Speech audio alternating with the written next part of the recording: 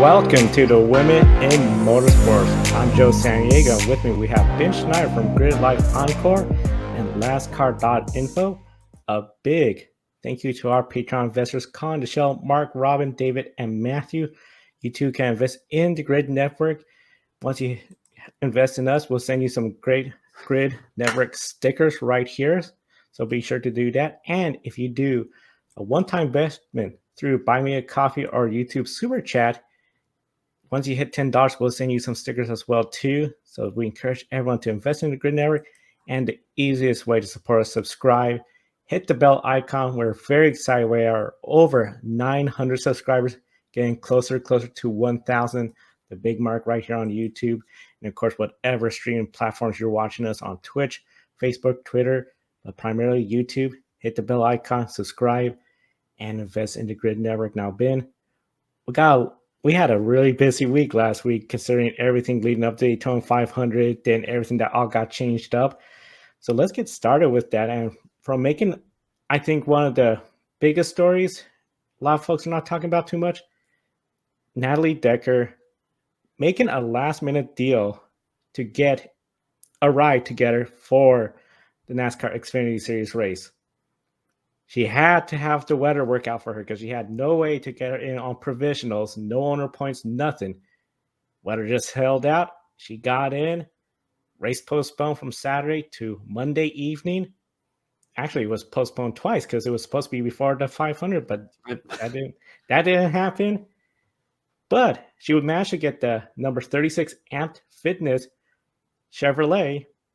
It started running, and then during the third stage green flag pit stops, she was leading, and she led 7 laps in a single file train. And what was very interesting, Ben, was because of those green flag pit stops, if that big pack of everyone that had pitted had caused a big crash, which a lot of people anticipated, after all, this is Xfinity's, we saw what happened in the Truck Series, ARCA, it could have been a really good spot, but we did get that yell, but that was a single car crash. So at the end, she got shuffled back. Well, even before the pit stop, she got shuffled back to, I believe, third place.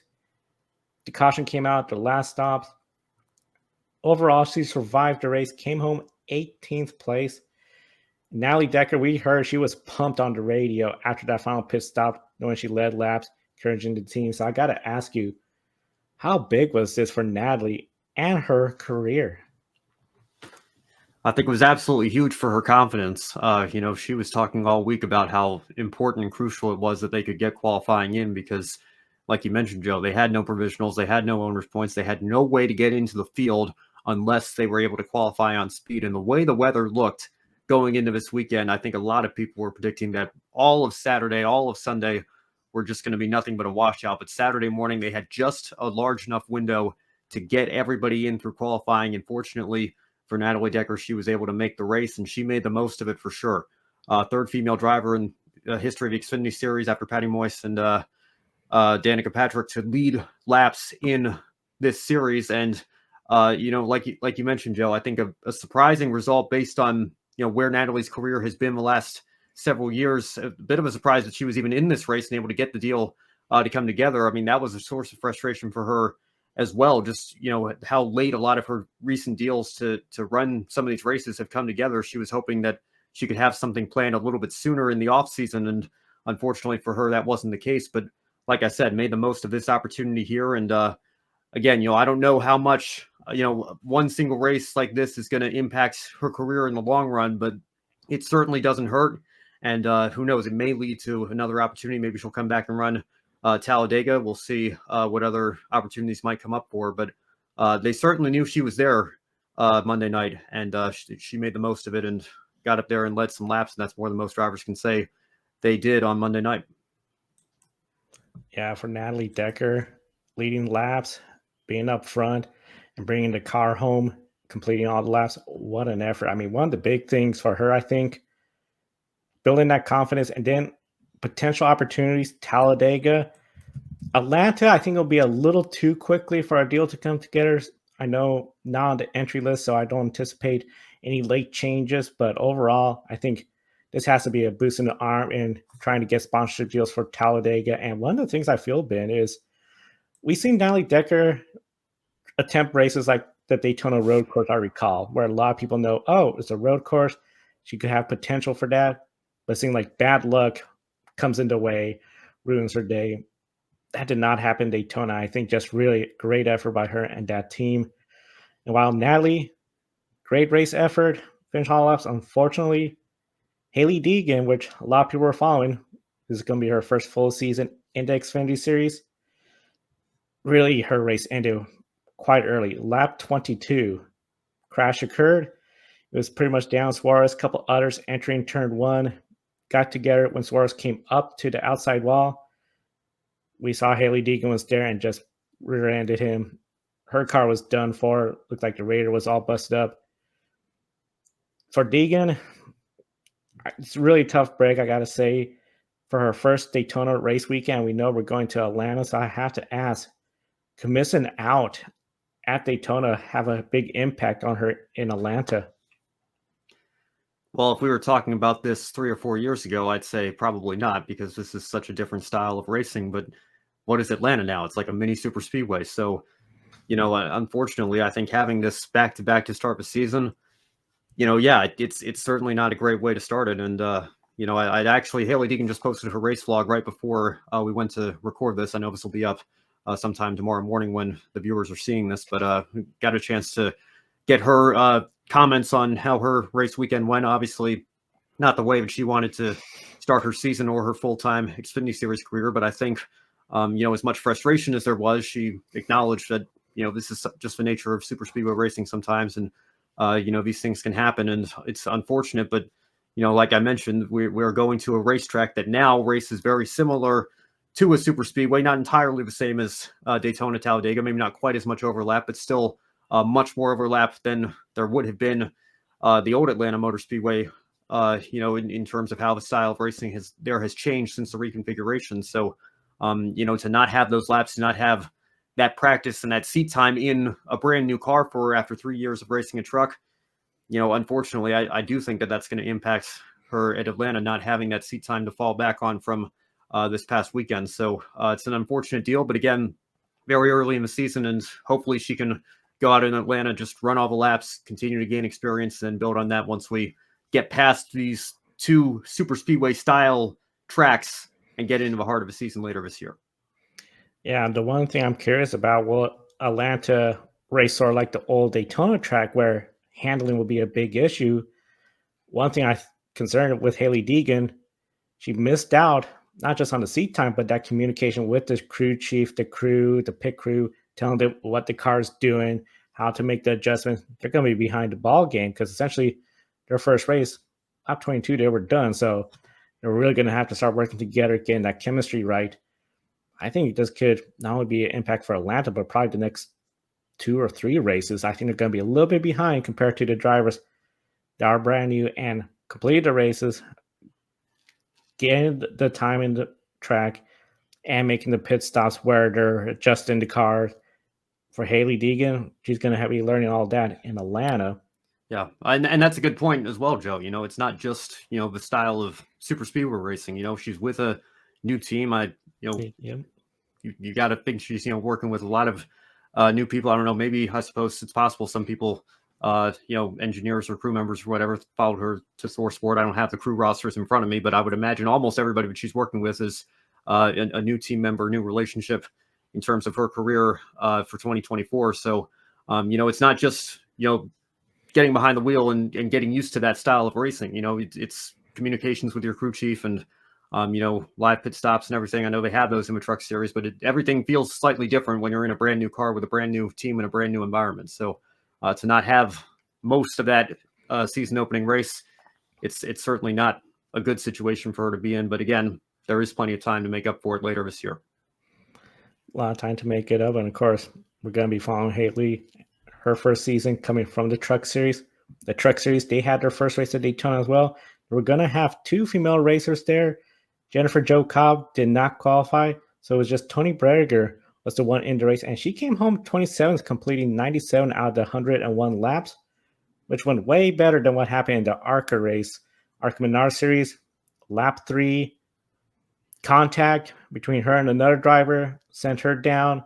started a big crash. And unfortunately, with this big crash, Mandy Chick, who last year had a great run at Daytona, we even had her on the program, she got collected. She was out by lap 17. And Amber Balkan was in the crash, and she kept her running. Her car was so beat up, though, I gotta say. And to see it that I came home ninth place, I was just shocked. 2 laps down. But out of the 40 cars, and remember, we had 50 qualifying for it, only 15 were running. And we know some cars like Amber's had damage and everything. Tony, after the crash in the medical center, had some very harsh words about the driver that caused the crash. Do you agree with Tony's comment after the crash? And overall, is this a race where ARCA would probably want to forget about?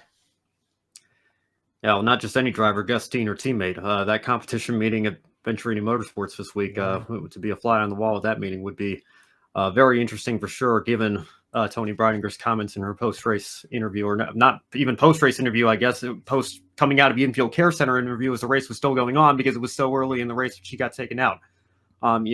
Congratulations to Gustine. I know he was emotional, after he won the race, but it I think did leave a sour taste in some people's mouths based on the lap 4 incident that took out a lot of cars and left them with only 3 laps of racing at Daytona complete before their days were over. And among them, Chris Wright, another Venturini car, Tony Breidinger, Venturini car, and then Amber Balkan. Fortunately for Amber, she was able to continue on. And like you mentioned, Joe, a complete reversal from last year. Last year was such a clean race by ARCA standards, one of the best ARCA races, certainly at Daytona, but I would say just generally speaking in recent memory, and a very popular winner in Greg Van Alst, who had another strong run and finished third in this year's race. So props to him as well. But for Tony Breidinger, I certainly understand her frustration. I know the truck race did not end as well as she would have liked, or it possibly could have gone for her.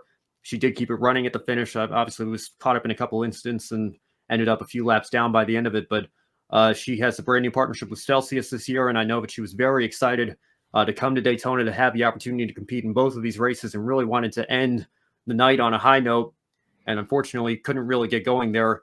Gustine, I think certainly it was far too early in the race for him to, try clearing himself that quickly, and the two of them made contact. He, of course, was able to carry on and went on to win the race, whereas Breidinger and several others got caught up in an opening laps incident.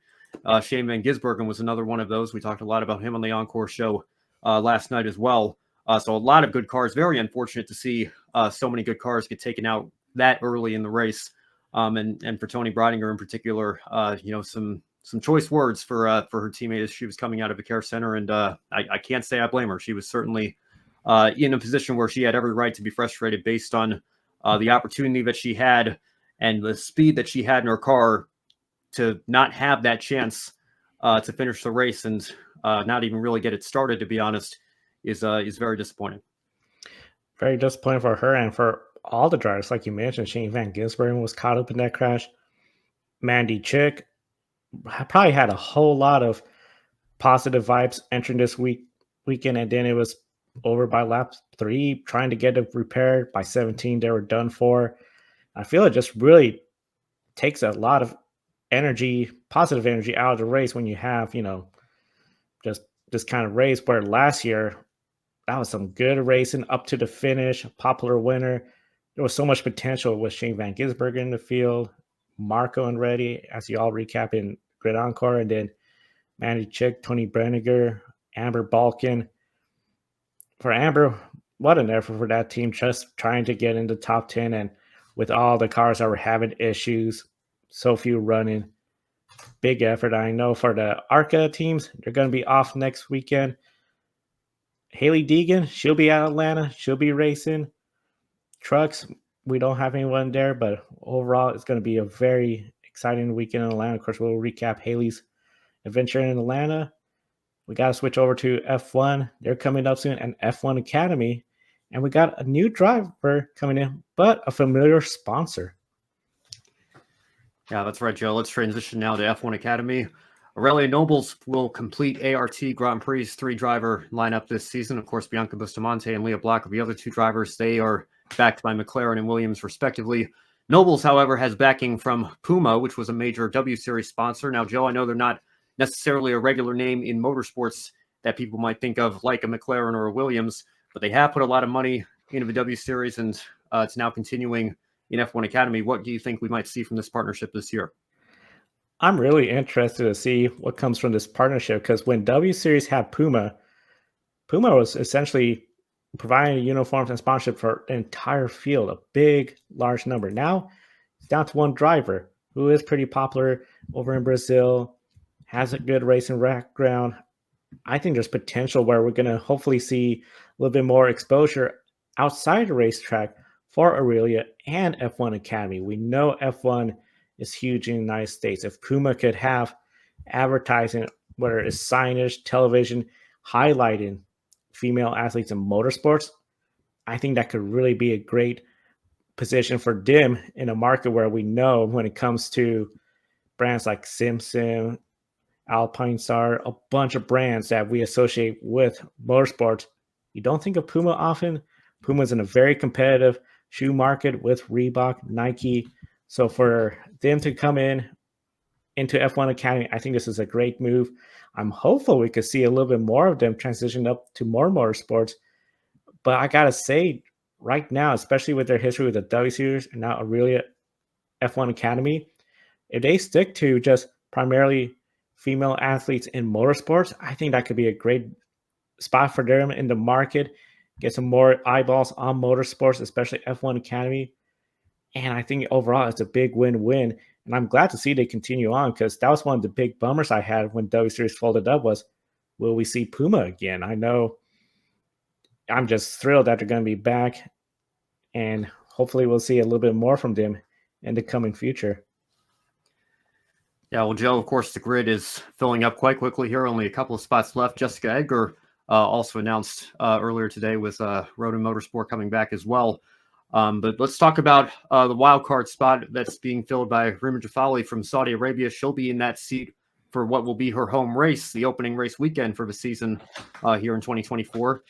She has some impressive career numbers from her racing career overall, 126 race starts in major categories, a few wins to go with it as well, 8 podiums and a few pole positions. Now, Joe, we talk about this every time Formula One or a racing series comes back to Saudi Arabia. Obviously, the country's human rights record is not great. If you want to talk about women in not just motorsports but driving on public roads, that was something that's only been a thing in that country for the last decade, or not even the last decade, within the last decade. So it's an interesting conversation every time we come back. Politics and sports is intertwined in this way. How big is this for Rima Jafali and for Saudi Arabia, the significance of having a female driver in this series racing in this country? I think it's pretty big, and especially when you look at the F1 weekend, she's the only person from Saudi Arabia that'll be on the track racing.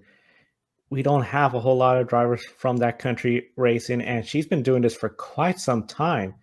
It's crazy to think that for the longest time, she was racing and she was not allowed to drive a car on the public streets around Saudi Arabia. So for her to be racing there, and I think this is sort of the nice part about this wild card seat that they have, get someone that could really draw attention, the local crowd.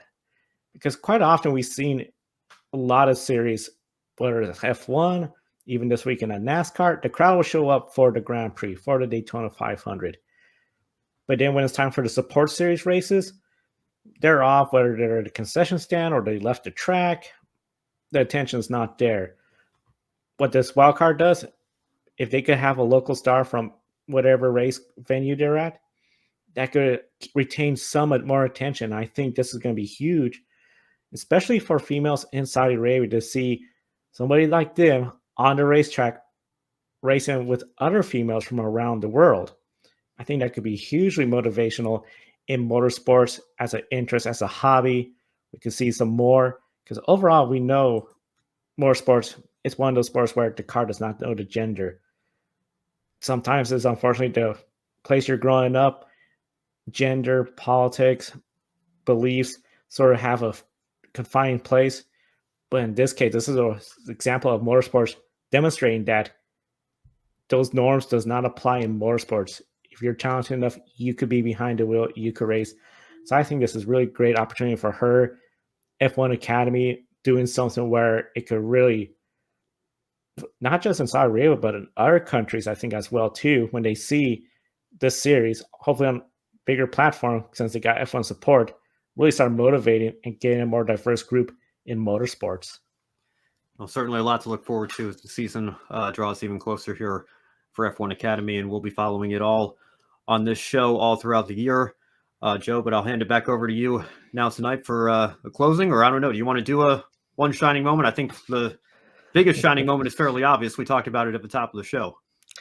Yeah, I think the shining moment has to go to Natalie Decker, leading 7 laps, being up there towards the front. I mean, I was anticipating the way. I'm curious what your thoughts. That big one was coming because they were all fighting for position. I'm thinking, if they have that big one, I wouldn't anticipate Natalie to win, but she could get a top 10. I was thinking it might have happened. Yeah, I mean, again, I don't know if a win would have been. I mean, a win would have been on the front page of all the sports papers and on Sports Center and everything. That would have been a huge deal. But I think realistically, when you look at how late the deal came together, I mean, she said in a lot of ways, I know 18th place is not a win, but it's a win from this standpoint and how late this came together for us and how well we ran, given our limited resources and given the limited time that we had to prepare, and not even knowing if we were going to get a chance to qualify our way into the race. So I mean, again, I think they were on a very interesting strategy. Like you mentioned, Joe, if the big one had taken out a lot of cars in that pack, I don't think that she would have been in contention to win the race, but she would have been in contention to even get a better finish than what she ended up with. So I know a lot of people were wondering, why are you losing time to the main pack, staying out for so much longer? That when you're driving a car that's underfunded that you might not expect to see at the front of the pack, you got to think outside the box a little bit and do something a little bit different. And she wasn't the only one. There were 4 or 5 of them up there on that same strategy. I think Ryan Ellis got up there and led a couple laps himself. So good deal for him too, and good brand exposure for his sponsors and everything. But Joe, just to drive home the point, we do the one shining moment on the Encore show as well. That was one of Brandon's one shining moments, and that was from every series that we had this weekend, because we covered the Cup Series on Encore, of course, because it got rained out till Monday. But he was pumped up to see her have so much success this weekend as well. So again, as far as I know, this was a one race deal. We'll see if I think Talladega would be the logical next place to bring this partnership back if they have the opportunity to do so. But a great night for her, and hopefully it leads to something down the road for her in 2024. Yeah, and like you said, the way things could have gone, she has a 5th place finish there at Daytona from the Truck Series. Crazy things happen. It's just one of those deals where, what an effort. Natalie Decker, unanimous, one shining moment. With that said, we'll conclude today's program. Big thank you to our Patreon investors, Con DeShell, Mark, Robin, David, and Matthew. If you invest, you get Grid Network stickers. Your name will be in gold. And, of course, you want to do a one-time investment, buy me a coffee or YouTube super chat. If you're not watching any of our programs live, you'll see the YouTube thanks button.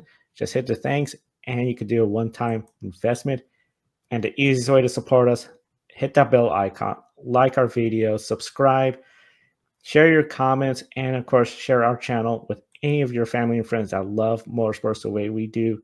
We got a busy couple of days, Ben. It's like already we're coming up to Grid Life pre-race Saturday.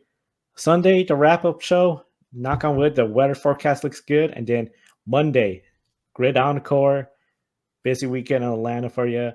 And, of course, we're getting ready for F1 just around the corner as well. So a lot going on right here.